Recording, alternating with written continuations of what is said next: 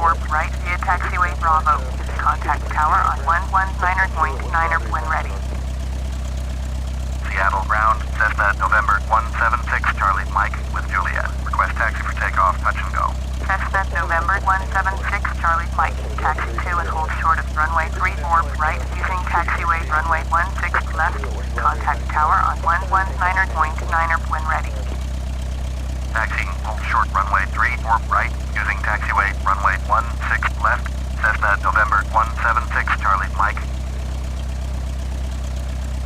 Seattle Tower, Cessna November 176 Charlie Mike, ready for touch and go at runway 34 right.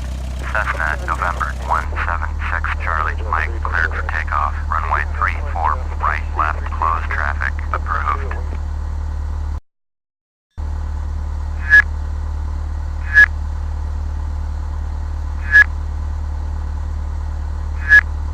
Airway 1931, Seattle Tower, fly straight in. Runway 34 right, altimeter 2992.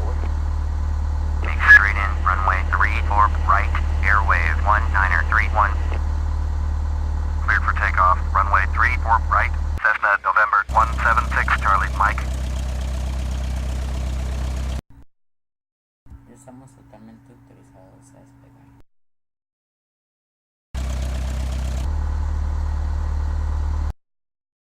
Lo primero que hacemos es encender las luces con L.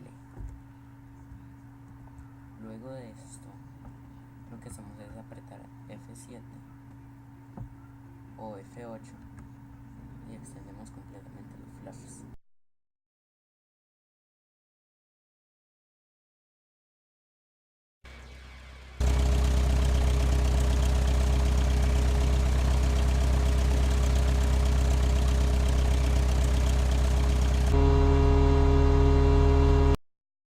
Ahora lo que sigue es solo despegar, es muy fácil.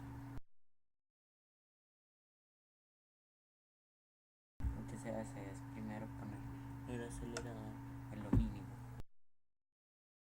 Luego de todo esto hay que empezar con esto hay que tener una velocidad aproximadamente de 100 nudos y luego levantar la nariz a aproximadamente 10 grados. Vamos a hacerlo.